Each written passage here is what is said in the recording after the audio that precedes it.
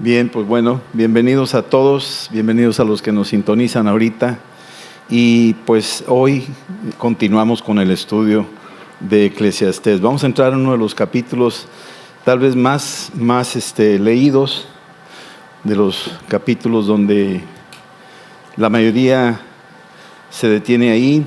Este capítulo 3, en lo personal, cuando Adrián y yo éramos novios y estábamos por tomar una decisión importante, nos llevamos la Biblia ahí al parque, nos sentamos ahí y no sabíamos cómo manejar la Biblia, pero habíamos entendido que si la abres, ahí donde le abres te va a hablar. Y abrimos en Eclesiastés capítulo 3, que hay un tiempo para todo. Y cuando nos habló el Señor ahí tomamos una decisión de no adelantarnos a los planes de Dios, ¿sí? Estábamos pensando ir juntos a Japón cuando yo estaba invitado como becario. Nomás había para una sola persona, pero queríamos forzar las cosas y nos fuimos ahí en el parque, abrimos la Biblia y salió aquí el famoso Eclesiastés 3, donde nos decía hay un tiempo para todo. Entonces cambiaron todos los planes, nos esperamos y hasta aquí nos ha ayudado el Señor. Llevamos 48 años, llevamos para 49. Y qué bueno que nos esperamos en el tiempo de Dios, en el tiempo perfecto. Dios después nos envió a Japón 10 años. Nos queríamos forzar las cosas y no. Pero cuando decidimos hacerle caso a este librito, a este capítulo, a este versículo, ahí cambió mucho. Y han pasado todos estos años y a la hora de verlo me doy cuenta que es verdad. ¿Verdad que sí, Adriana? ¿Te acuerdas de eso? ¿Sí te acuerdas? Bueno, si no es cierto, ya sabes. Ya sabes lo que te espera cuando llegues a la casa. Ok. Bueno, Espíritu Santo, háblanos esta noche a todos y que traiga la revelación que necesita tu pueblo. En el nombre de Jesús. Amén. Vamos a tratar de ver el capítulo 3 y el 4 esta noche, así es que prepárense. ¿Sí? En el capítulo 3, versículo 1, hay 14 menciones de transiciones de la vida. Sí, el tiempo perfecto en 14 transiciones de la vida. Sí, vamos a ver varias cosas en este capítulo, pero uno de los principales es esto que vamos a estar viendo. Y aquí la Escritura nos dice, todo tiene su tiempo y todo lo que se quiere debajo del cielo tiene su hora, todo tiene su tiempo. Sí, y hay que entender que está dentro de un proyecto de Dios.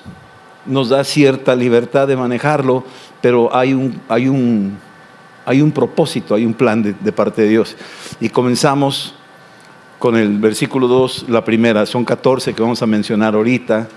Dice, tiempo de nacer y tiempo de morir. Eso ya está dicho. Hay un tiempo que nos ha otorgado Dios para nacer, ya nacimos, estamos aquí, y hay una fecha límite.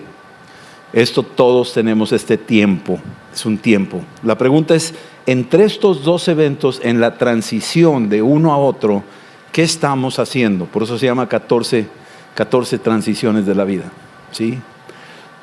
Bien, hay un tiempo para plantar y un tiempo para arrancar lo plantado. Es un proceso. Cuando uno planta, vigila que la planta no se contamine, no se enhierve, no se llene de plaga. Y al final tú estás esperando una cosecha, la fruta o la verdura o rosas. En ese proceso hay una transición. ¿Qué estamos haciendo en esa transición? Hay un tiempo para matar y un tiempo de curar. ¿Sí? Esto es también lo que incluye para nosotros la realidad de la vida cuando estamos en guerra, cuando estamos en situaciones complicadas. Se presenta. ¿Y qué hacemos en este proceso, en estos intervalos? Después, el número 4, hay un tiempo de destruir y un tiempo de edificar. Esto desde una casa que tú tumbas y reconstruyes, ¿sí? Hasta lo que es una ciudad después de una gran guerra, un gran bombardeo, que cuando uno ve la historia se da cuenta y entonces te das cuenta que hay una destrucción tremenda, pero vas a esos lugares ahora y ahí está la edificación. Uno va a Hiroshima, uno va a Nagasaki, uno va a Dresden en Alemania y te das cuenta que lo que fue devastamiento total, ahora parece que no pasó nada. ¿Sí? Bien, Y luego la número 5, hay un tiempo de llorar y hay un tiempo de reír. En ese proceso hay que saber salir del valle de lágrimas y entrar al valle o a la montaña del gozo, ¿sí? Después ahí la número 6, tiempo de endechar y tiempo de bailar. Tiempo de endechar es el procedimiento de lamentar, el procedimiento de estar en los momentos de duelo, puedes llamarlo así, pero también hay un momento del gozo y del baile. Yo no sé qué pasó cuando resucitó Lázaro, pero días antes había endechamiento, había tristeza, había duelo, había total devastación ahí en la familia de Lázaro, pero cuando resucitó, te aseguro que ha de haber habido una fiesta increíble. Y eso es para nosotros también nuestra expectación de lo que Cristo tiene preparado para nosotros. El número 7, tiempo de esparcir piedras y tiempo de juntar piedras. Aquí también volvemos a los diferentes eventos de la vida donde desparramamos o despejamos estas piedras, las sacamos. A veces quitan piedras del campo para poder hacer sus surcos, pero a veces esas piedras son necesarias para hacer las bardas. Y entonces, entre una y otra cosa, ¿cuál es el plan? ¿Qué es lo que estás haciendo entre una situación y otra? Tiempo de abrazar y tiempo de abstenerse de abrazar. Y esto también habla del matrimonio, también, donde hay un tiempo para hacer este tiempo de intimidad y un tiempo de esperar. Dios lo ha mantenido como un proceso y lo ha dejado establecido. Lo podemos leer también en 1 Corintios 7 cuando habla de eso. ¿Sí? Luego la número 9, tiempo de buscar y tiempo de perder. Este tiempo de la búsqueda, puedes tener un tiempo para tener tu devocional, de buscar a Dios, y también un tiempo para esparcimiento. Dios no se asusta con eso. ¿Qué vas a hacer con estos dos procesos? ¿Cómo es la transición entre una cosa y otra? Este es lo importante. Luego la número 10, tiempo de guardar y tiempo de desechar. Tiempo de guardar. Hay un tiempo de guardarnos, hay un tiempo como lo hicimos en el tiempo del COVID, que nos tuvimos que guardar, pero ya ahorita todo el mundo anda libre como si nada hubiera pasado, ya estamos en un esparcimiento. Bueno, creo que este COVID nos vino a enseñar también algo. Pero ¿qué hicimos en ese proceso? Aprendimos a manejar el Zoom, a comenzar nuestro programa de reuniones de oración que hasta la fecha se ha mantenido. Hoy tuvimos más de 50 personas orando. Y eso nació en ese tiempo de guardar. Y de ahí al esparcimiento que ya estamos ahorita disfrutando, tenemos ahora en medio de eso algo que se logró hacer. Tiempo de romper y tiempo de coser. ¿Sí? Tiempo de romper y tiempo de coser. Para nosotros esto también hay relaciones rotas, pero también hay tiempo de relacionarnos otra vez, de reconciliarnos. No solamente habla de tela, sino habla de relaciones. Relaciones que se rompen, pero hay que buscar esa relación de reconciliación. Pablo tuvo diferencias con Bernabé, se rompió, algo se rompió ahí, una relación. Pero más adelante Pablo reconoce a Marco, al sobrino de Bernabé, y lo recibe. Es un tiempo de volver a coser, a reconciliar las partes. Tiempo de callar, esta es la número 12, tiempo de hablar. Hay un tiempo para quedarse calladitos, te ves más bonito, y va a haber oportunidad para hablar. ¿Sí? Este es un tema muy importante. Muchas veces en tu tiempo de callar es solamente esperar a que Dios te empiece a decir qué es lo que debes de decir y qué no debes de decir para evitar una fricción. Esa transición entre callar y hablar es un proceso donde tenemos que sintonizarnos con la voz de Dios. La número 13 es tiempo de amar y tiempo de aborrecer. A veces este es el proceso también, cuando entramos en un proceso de lo que nos toca a nosotros, de amar al prójimo, pero también en el proceso el Espíritu Santo nos enseña a aborrecer. Pero ese de aborrecer tiene dos aplicaciones. Uno es aborrecer lo malo, ¿de acuerdo? Pero la otra es amar a Dios por encima de todo, al punto donde si tú no aborreces a tu padre y a tu madre y a lo tuyo, no puedes ser digno de seguir a Cristo. Ese aborrecimiento hay que entenderlo, no es un odiar a tus padres, sino es un subir de nivel y definir tu prioridad. ¿Qué es lo más importante para ti en la vida? ¿Tu papá, tu mamá o Dios? Y aquí Jesús nos lleva a un punto donde dices, híjole, dice, pues si no los aborreces, no puedes ser mi discípulo. O sea, llega al extremo de usar esa palabra tan dura que tú dices, pero ¿cómo? ¿Cómo llegar a eso? Y no te está diciendo que los odies, no te está diciendo que los maltrates, te está diciendo, si tú me escoges, por haberme escogido a mí, se va a notar tanto tu deseo de estar conmigo, que comparativamente hablando, van a sentir que como que no me quieres a mí. No, pues sí te quiero, pero quiero más a Dios. Sí estamos entendiendo eso. Bien, y el número 14, del versículo 8, hay un tiempo de guerra y hay un tiempo de paz.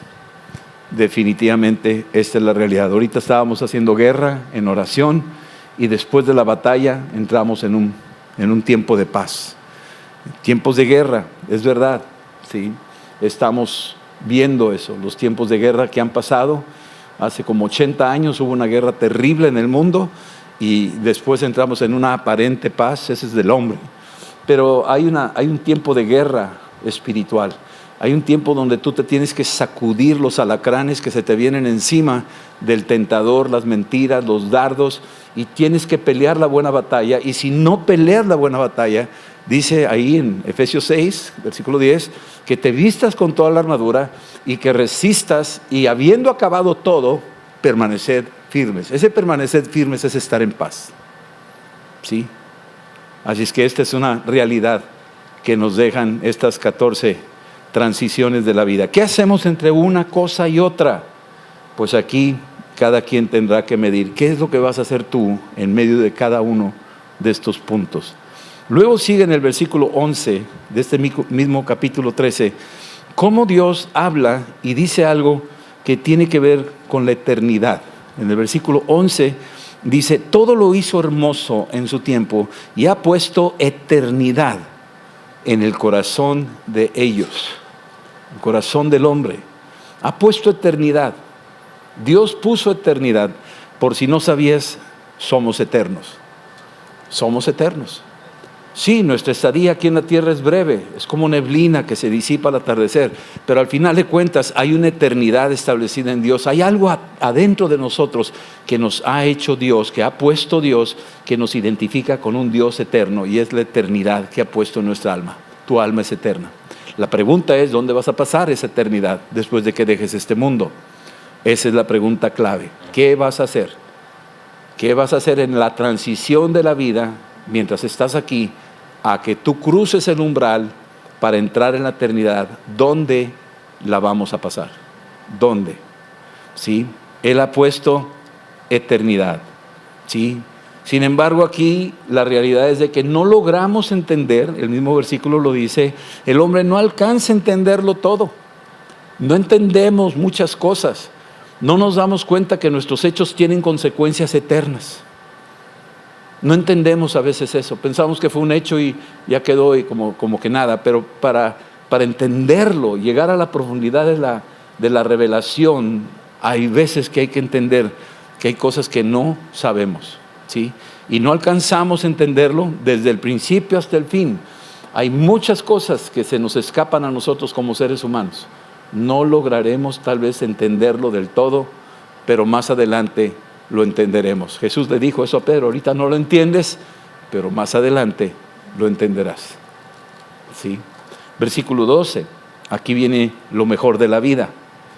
Y en el versículo 12 nos dice dos cosas. Yo he conocido que no hay para ellos cosa mejor que alegrarse y hacer bien en su vida. Dos cosas: alegrarse, es decir, contentamiento, ser agradecidos. Alégrate con lo que Dios te ha dado. Descubre la bendición. Hay un hombre que no tiene brazos ni piernas, él es de allá de Nueva Zelanda y anda dando, ahorita el nombre es medio complicado, pero él anda dando conferencias. Y le da conferencias a estudiantes, y a jóvenes, y a empresarios y de todo. Y lo ves y tú dices, híjole, qué terrible no tener brazos ni piernas. Y ahí está parado, pero está enamorado de Cristo. Y es una voz en nuestro tiempo que está hablando de un contentamiento que descubrió algo que muy pocos descubren, teniendo brazos y piernas. Muy pocos entienden esa dimensión de estar contentos, de gozarse, de ser agradecidos. Tú lo ves y está continuamente, se casó, tiene hijos y creo que tiene un Mercedes-Benz. O sea, tú dices, wow, o sea, qué increíble, ¿no? Este hombre halló contentamiento y Dios coronó ese contentamiento. ¿Y qué hizo con sus limitaciones y todo? Hacer el bien. ¿Qué está haciendo? Va y habla con todo mundo y le está diciendo al mundo, déjate de quejar. Disfruta de la vida que Dios te dio. Sea agradecido, encuentra contentamiento y haz el bien. Compártelo con otros. No te limites, no te quedes callado. Sea agradecido y comparte tus bendiciones con otros que Dios tiene alrededor de ti. Esto es muy, muy fuerte, ¿sí? Versículo 13. El don de Dios es que todo hombre coma y beba y se goce el bien de su trabajo. Aquí Dios dice, este es un don. Dios te está dando la oportunidad de la vida, entonces disfrútala. Come y bebe, lo decíamos en la clase pasada, la mayoría de los discursos de Jesús era durante la comida. Las pláticas que él hacía, por ejemplo en la casa de Zaqueo, le dice, baja, hoy es necesario que yo pose en tu casa para comer. Y llega a la casa de Zaqueo, lo invita a comer a su casa. Y en ese tiempo no sabemos cuál fue el discurso de Jesús. Lo que sí sabemos es que este hombre Zaqueo le pegó duro durante la comida. Algo dijo Jesús. El hecho que lo reconoció, el hecho que hizo caso omiso de lo que dijeran los demás, que se invitó solo a la casa de un ladrón, de un hombre que siendo judío colaboraba con los romanos, o sea, un rechazado, y Jesús viene y se sienta con él. Tú dices, wow, este hombre qué tremendo. Y algo pasó. No sabemos qué discurso dio Jesús en esa comida y durante ese tiempo que bebían y estaban platicando, pero se puso de pie Zaqueo y dijo, si yo he robado a alguien, se lo devuelvo 4 veces y la mitad de mis bienes se los doy a los pobres. O sea, ¿qué pasó ahí en esa comida, man? ¿Qué Wayne Myers pidiendo ofrendas ni qué nada? O sea, llegó el Espíritu Santo y hizo una revolución ahí en esa casa. ¿Sí? Así es que debemos de darle gracias a Dios. Versículo 14. Aquí hay como no sé, yo veo aquí a Salomón triste y preocupado. Lo vamos a ver un poquito más adelante, con más claridad. Pero en el versículo 14 dice, he entendido que todo lo que Dios hace será perpetuo. Sobre aquello no se añadirá, ni de ello se disminuirá, y lo hace Dios para que delante de Él teman los hombres. ¿Sí? Aquello que fue, ya es, y lo que ha de ser, fue ya, y Dios restaurará lo que pasó. Aquí nos damos cuenta que el hombre quiere cambiar lo establecido por Dios. El hombre está buscando quitarse el yugo de Dios. No quiere hacerle caso, no quiere este mundo, quiere cambiar este mundo, quiere hacer cosas distintas. Sí, el hombre quiere cambiar lo establecido por Dios, pero no se le va a permitir. Tarde que temprano va a haber consecuencias. Y lo estamos viendo. Estamos viéndolo y todavía no vemos toda la historia. Todas estas cosas que está haciendo el hombre de rebelarse contra lo establecido por Dios, los principios establecidos por Dios, las cosas que están haciendo los hombres, Dios dice, tarde que temprano vas a cosechar. Siembra vientos y cosecharás tempestades. Eso está dicho en la palabra. Al final el hombre dará cuenta a Dios de todo lo que hayamos hecho. Por lo tanto, deja entrever algo aquí. ¿Sí? Dice ahí en el versículo 15, Dios restaurará lo que pasó. Lo que el hombre quiere violentar, así como en los tiempos de Noé, quiere hacer lo que le da la gana, quiere romper las reglas y los límites, no quiere eso. Muy bien, y está haciéndolo. El hombre está haciendo lo que le da la gana, está promoviéndolo, se quiere meter en todos los niveles sociales. Y sin embargo Dios los está viendo desde arriba. Y tú lees el Salmo 2 Y el Salmo 2 dice, se va a reír de ellos. Se está riendo Dios ahorita. Dios se está riendo, ahorita se está riendo de lo que está haciendo las diferentes organizaciones, promoviendo nuevas leyes de género, el aborto, etcétera, todo eso, y están rebelándose. Quitémonos de nosotros el yugo de Dios, es lo que está diciendo Salmo 2. Pero dice, Dios se va a reír de ellos. Las consecuencias son imparables. El Señor va a volver a hacer aquello que originalmente sea. Dice que va a destruir la tierra, pero después dice que yo haré un cielo nuevo y una tierra nueva. Así es que, hombre, dale vuelo a la hilacha, haz lo que te da la gana, pero yo ya te puse los límites. ¿No quieres entender? Al final nos veremos. Y te vas a dar cuenta que el plan original mío, nadie lo va a cambiar. El cielo y la tierra pasarán, pero mis palabras jamás van a pasar. Temamos a Dios. Sí. Muy bien, versículo 16. Aquí le llamamos la injusticia predominante. Salomón está viendo en el mundo algo que le duele, que vio debajo del sol, dice aquí, en lugar de juicio había impiedad, en lugar de justicia había iniquidad. Y dije yo en mi corazón, al justo y al impío va a juzgar Dios, porque ahí hay un tiempo para todo lo que se quiere y para todo lo que se hace. Tú quieres, este es el número 15 de la transición. ¿Tú quieres algo? Bueno, tú haces algo, perfecto. En ese proceso Dios dice, así es. Hay un tiempo para todo lo que quieres, hay un tiempo para hacerlo.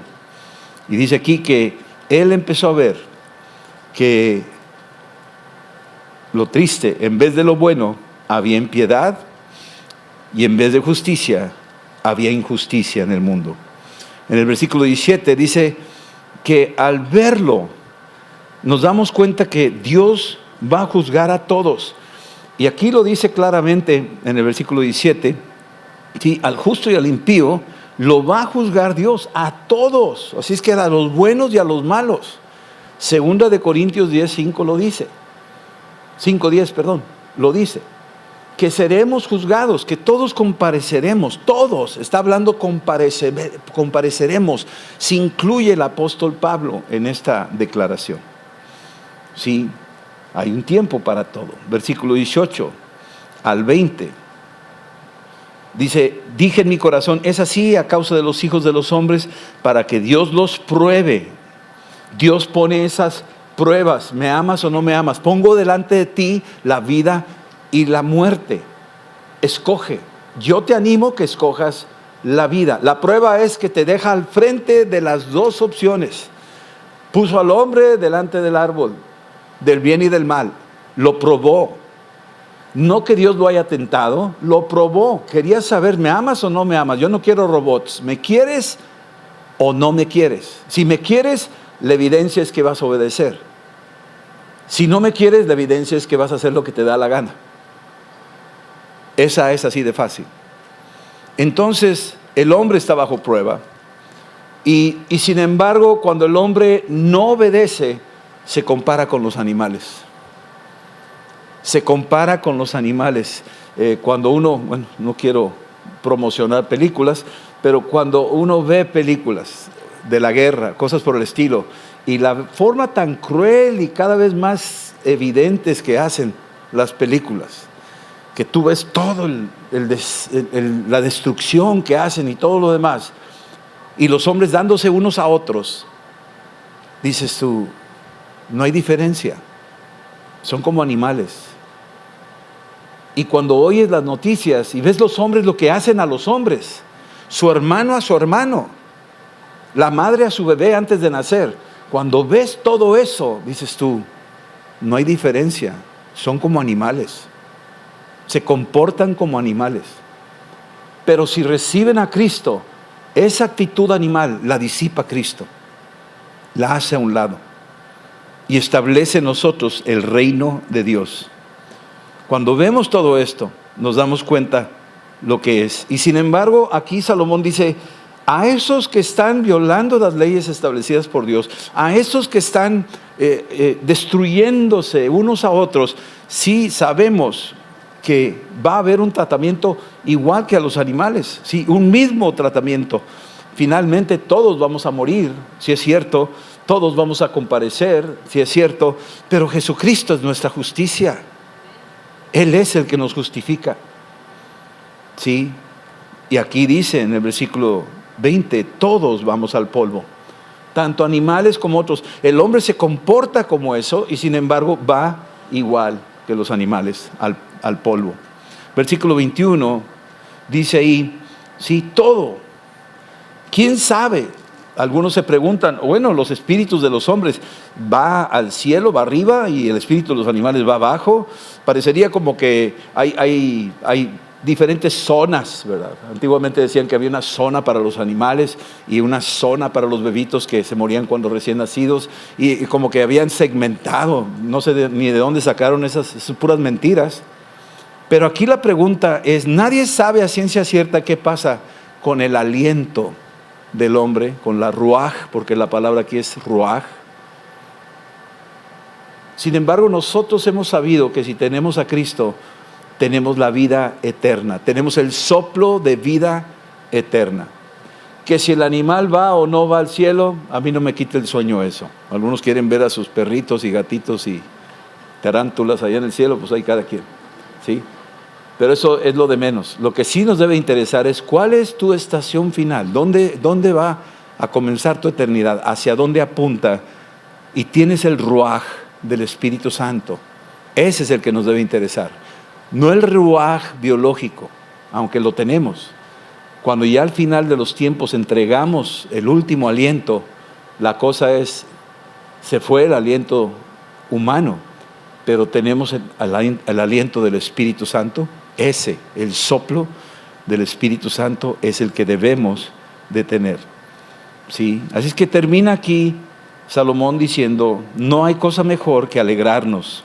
Es decir, ser agradecidos en nuestro trabajo, en nuestra responsabilidad, ¿sí? Porque esta es la parte, ¿sí?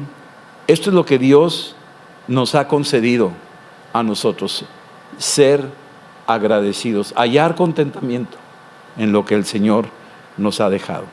Ahora, déjame, si me permites, quiero entrar a Eclesiastés 4.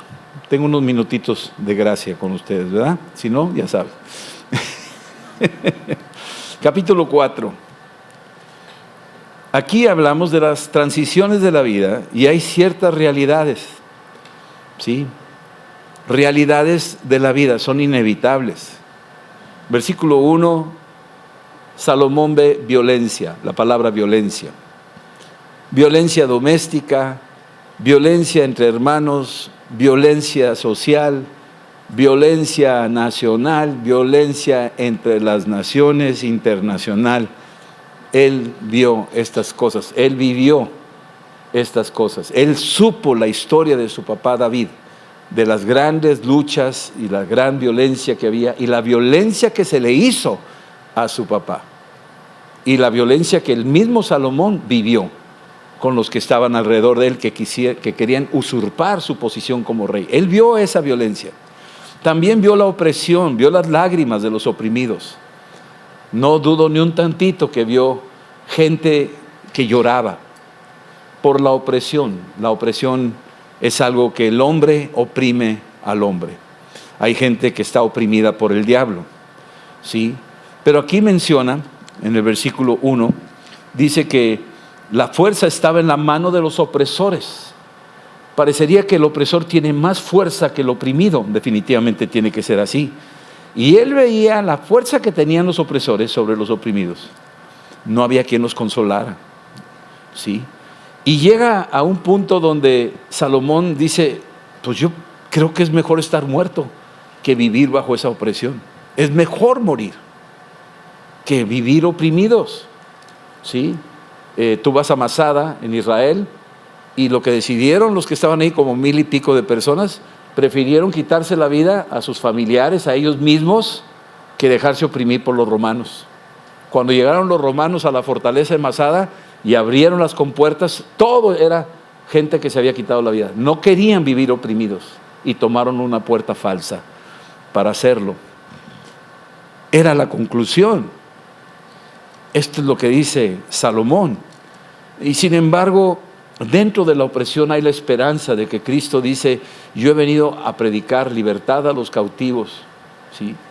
Vendar a los quebrantados de corazón, a quitar el yugo pesado de opresión sobre los oprimidos. Esto lo dice Cristo. Esta es la antítesis de lo que estaba viviendo Salomón. Él no tenía claridad de lo que venía. Él todavía no tenía la completa revelación de lo que Dios tenía en mente hacer más adelante en la persona de su Hijo Jesucristo. Y aquí en el versículo 13 dice: es mucho más bienaventurado los que no han nacido. Llega un punto donde, pues que mejor ni nacer, como Job, ¿verdad? ¿Para qué nací? Tú lees a Job y dice: pues ¿para qué nací? ¿Para qué me trajo el mundo? ¿Para sufrir? ¿De qué sirve? Y como que encuentran el Hebel, la vanidad. La vida no tiene sentido, parece ser. Y esta es la queja de Job, y esta es la queja o la conclusión de Salomón, que llega en ese punto. Pero tú no sabes, porque Dios le dice a Jeremías en el capítulo 1: antes de que te formase, yo te conocí, yo tengo un plan, dice el Señor. Antes de que pudiera juntarse el esperma con el óvulo y que tú pudieras ser concebido, yo tenía un plan previo a eso. Y es un buen plan, y es para bien y no para mal. Ese es el plan que Dios tiene. Y Salomón está buscando una explicación de esto, ¿sí? Y cuando uno ve ahí en el versículo 4, te viene a la mente la envidia que le tienen ciertas personas a los que prosperan. La envidia del que trabaja y no gana, y al otro que casi no hace nada gana. Pues ¿cómo está eso? Y a veces te choca la gracia. Te cae gordo que Dios tenga gracia con otra persona que canta mejor que tú, y te da coraje porque canta mejor que tú. Y esa es la envidia, te da coraje, ¿sí?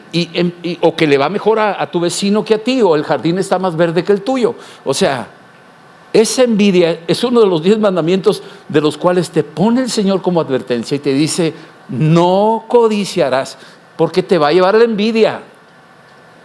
Si no encuentras contentamiento con lo que tienes, te va a llevar por el callejón de la envidia, y la envidia causa ronchas. O sea, te va a fastidiar la envidia. José tenía hermanos que lo envidiaron. José fue llevado a una cisterna. Los hermanos lo envidiaron porque lo que hacía José prosperaba. Su papá le dio la túnica más bonita, era el niño, ahora sí, el mimado de la casa, y los hermanos lo envidiaban al punto que la envidia es muerte. Y entonces aquí lo está viendo, Salomón lo está viendo. Los fariseos crucificaron a Jesús por envidia. Poncio Pilato decía: ¿a quién quieren que liberen? ¿A Barrabás o al rey de los judíos? Y lo dijo así con cola para picarle la cresta a los fariseos, porque ellos, ¿cómo se va a hacer el rey de los judíos? O sea, y les picaba a propósito para que saliera la envidia, el celo. Y finalmente eso fue. Los envidiosos, los celosos crucificaron a Jesús. Versículo 5 también habla de los flojos y los necios que se quejan porque el otro prospera y hacen marchas y todo, pero son requete flojos, no hacen nada, pero sí se quejan, no hacen nada por superarse. Podrían superarse y se están quejando del que con poco prospera, y no aceptan que Dios le da gracia a ciertas personas, sí, pero la Biblia me dice que Dios bendice la mano diligente. Tal vez esa persona hace con muy poco esfuerzo y logra mucho, pero es diligente en lo que está haciendo. Y el flojo, el perezoso, con mucho esfuerzo no hace nada, no lo logra. Tal vez es por la motivación, y probablemente Dios lo está probando para ver si está llegando al término de lo que se llama contentamiento y agradecimiento con el Señor. ¿Sí? El avaro trabaja sin heredero. Qué terrible. Tú lees aquí en el versículo del 6 al 8 y te habla del avaro, ¿sí? Que este hombre, versículo 8 dice, este es un hombre solo y sin sucesor, que no tiene hijo ni hermano, pero nunca cesa de trabajar, ¿sí? Ni sus ojos se sacían de sus riquezas, ni se pregunta, ¿para qué trabajo tanto? El avaro está, trabaja y trabaja y trabaja y trabaja, pero no se da cuenta, es como un burro que está jale, jale, jale, jale, y no tiene a nadie quien dejarle lo que está haciendo. No está volteando a su lado, no está volteando atrás. ¿Quién es el que va a quedarse con todo lo que yo hice? No lo ve, porque su avaricia lo tiene muy entretenido, acumulando, acumulando, acumulando, y finalmente no se va a llevar nada. ¿Sí? Del versículo 9 al versículo 12 dice, hay una bendición en la vida cuando trabajamos en equipo. Hay una bendición en la vida cuando trabajamos en equipo. Cuando trabajan dos, somos más eficientes. Pueden trabajar uno. Ahorita el mundo quiere que la eficiencia se exprese con menos personal. Eso es la idea. Vamos a hacerlos más eficientes. Y eso es una explotación y eso es una opresión. Eso no es saludable. Pero cuando se combinan dos personas que tienen diferentes talentos combinados, viene una sinergesis, viene algo bueno y ellos juntos pueden hacer las cosas bien. Los hermanos Wright, que inventaron el avión, el primer avión, eran hermanos y los dos tenían diferentes capacidades y se complementaron. No fue nada más el hermano Wright, sino los hermanos Wright. Tú cuando lees la historia del primer avión, fueron dos hermanos que colaboraron juntos y fueron tan eficientes que diseñaron juntos el primer avión. Eso es algo que debemos de aprender, ¿sí? También trabajar en equipo es bueno. Nos dice aquí, para trabajar en equipo, versículo 10, porque si cae uno, el uno lo levantará a su compañero. Así es que en tiempos difíciles es bueno contar con alguien que está cerca de ti para levantarte, porque hay del solo. Cuando estás solo, ni quien te ayuda. Pero si vas acompañado, trabajando en equipo, uno apoya al otro.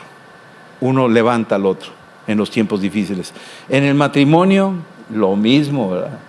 Lo mismo. Dice aquí, si duermen juntos, ¿cómo se van a calentar? Y yo te lo digo, cuando llega el invierno, allá en Japón era tremendo y necesitaba una colcha adicional. Sí. Es interesante que pone este ejemplo de cómo podernos calentar la suma de dos personas, y aquí puede decirse que va implícito el trabajar en equipo como matrimonio, que podemos compartir el fuego que traemos cada uno y la suma de ese fuego no es 1 más 1, sino que estamos hablando de que se puede multiplicar, ¿sí? Y luego habla de los tiempos de guerra, ¿sí? Y si alguno prevalece contra uno, ¿sí? Dos van a presentar resistencia. Esto es en guerra. Hablamos de la palabra aliados. En la Segunda Guerra Mundial no podía ganar solo Francia. No podían ganar solos. Siempre buscarán los aliados, juntarse con otros para poder colaborar juntos y pelear juntos. Jesús dijo, donde están 2 o 3 reunidos, ahí estoy yo. Ahí estoy yo, y cualquier cosa de la cual se pongan de acuerdo y me lo pidan, yo lo haré. O sea, esta es la condición y el beneficio de trabajar en equipo en tiempos de guerra. Cuando hay problemas en el hogar, el esposo y la esposa júntense y oren juntos. O en una familia que está batallando, busque otra familia cristiana fuerte y trabajen en equipo, sean aliados para poder resistir y levantarse, ¿sí? Así es que finalmente la clave aquí, cordón de 3 dobleces, no se rompe fácilmente, y eso habla de invitar a Dios a participar en tu equipo. Invita a Dios a que forme parte de tu equipo, que forme parte de tu empresa, que forme parte de tu matrimonio. que forme parte en tus batallas. Invoca a Dios en los tiempos de guerra, invítalo a que Él pelee contigo y vas a ver el favor de Dios. Por eso el cordón de 3 dobleces, parece ser que el tercer doblez no se ve, porque es el mismo cordón que se dobla y finalmente parece ser que nomás son los dos extremos, son las dos personas, pero hay un tercer doblez que parece que hasta hace una U invisible, un hueco ahí, pero ese hueco lo llena y lo llena solo Dios. Invítenlo en sus proyectos y veremos la mano de Dios. Y finalmente del versículo 13 al 14 dice que muchas veces tenemos casos donde un muchacho joven, pobre, pero sabio, está comparándose con un rey viejo y necio que no admite consejos, la terquedad. Y el joven, aquí podríamos hablar de a un José que está metido ahí, o aún si quieres ver los ejemplos, hay muchos ejemplos que podemos usar, donde el que está ahí tomando posición lentamente ocupa lugares, porque tiene un origen como David. Era un joven, era un pobre, estaba cuidando un rebaño, muy modesto su trabajo. Y está un rey, un Saúl, no sabemos qué edad tendría, pero era mayor, y cada vez que va pasando el tiempo, se va haciendo más complicada la vida. Y aquí estamos viendo a este joven que en un momento dado está luchando, no nomás con una persona mayor de edad, sino una persona que se aferra a las tradiciones y no está dispuesto al cambio. Se los voy a repetir, no solamente alguien mayor de edad, sino alguien que tiene tradiciones y no las quiere soltar, se quiere amarrar a eso. Y el joven viene con algo fresco, una visión, un cambio. David se presenta con Saúl. Saúl, la tradición era su armadura. Y David dice, no la necesito. Yo peleo sin armadura. Es otra versión. Y entonces la vejez se representa en la tradición, en la confianza de las cosas pasadas. Y David viene con algo fresco y diferente y le dice, no, yo no necesito eso. Yo puedo tumbarlo. Así yo lo tumbo. Dios has estado conmigo. Y eso fue la historia de David. Así es que lo dice aquí, que el rey viejo no recibe consejo, pero el joven sí. El joven está listo. Sin embargo, aquí viene la ironía y el hebel. Aquí viene la vanidad y con esto concluimos. Dice aquí, versículo 15, vi a todos los que viven debajo del sol caminando con el muchacho sucesor. Muchos seguidores. Muchos seguidores. ¿Sí? Y que estaría en el lugar de aquel rey viejo. Versículo 16. No tenía fin la muchedumbre del pueblo que lo seguía. ¡Wow! Tenía un impacto impresionante. Hubo una época de éxito, un tiempo de éxito y un tiempo de fracaso. ¿Qué fue lo que pasó? Sin embargo, esa es la transición. Sin embargo, los que vengan después tampoco estarán contentos de él. Y esto es también vanidad y aflicción de espíritu. Probablemente aquí Salomón, y ya concluyó con esto, está haciendo como un recordatorio de lo que le pasó a su papá David, que tuvo desde su infancia un origen muy humilde, tumbó gigantes, se hizo famoso, y poco a poco el rey viejo Saúl, que ni tan viejo, pero fue desplazado por su manera cerrada de ser, sus conceptos de tradición, su idea equivocada, su manera obstinada, el no recibir consejo, y finalmente ocupó su lugar David. Pero al paso del tiempo mucha gente lo empezó a seguir, todo mundo, tú lees ahí, venían de todas partes. Primera de Crónicas 12 dice, venían muchos que tenían rostros de león y se aliaron con él, los hijos de Isaacar y muchos más, lo apoyaron muchos, pero llegó el momento crucial donde apareció otro joven, su propio hijo Absalón. Ahí, 1 Samuel capítulo 15. Y el hijo se le reveló al papá. Y decía, ojalá me oyeran a mí. Yo sí los atiendo. Mi papá no tiene ni tiempo para hacerles caso a ustedes. Y cuando se quería meter este espíritu de este joven Absalón, todos aquellos que lo seguían empezaron a abandonar a David. Aquí parece ser que hay una remembranza que está ahí entre comillas, suavemente poniéndolo Salomón con esa historia, lo que le pasó a David en ese tiempo. Pero al final de cuentas, sí, tampoco estuvieron contentos con él, con Absalón. Y Absalón fue muerto, sí. Y entonces Salomón concluye con Hebel. Esto también es vanidad. La conclusión fue vanidad. Vamos a orar, sí, vamos a orar ahorita.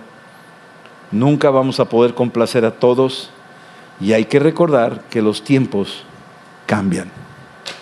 Los tiempos cambian. Vamos a orar. Señor, esta noche venimos a darte gracias por tu palabra y la revelación que viene en ella. Yo sé que tú traes más en esto. Te pedimos que esta palabra la podamos rumiar, digerir y que produzca fruto donde tú seas exaltado. En el nombre de Jesús, Señor, te rogamos que tu Espíritu Santo esta noche, Señor, haga su obra en cada uno. Que reconozcamos los tiempos de transición, que estemos listos y ocupados entre una etapa y otra, ocupados en tus asuntos, en el nombre de Jesús.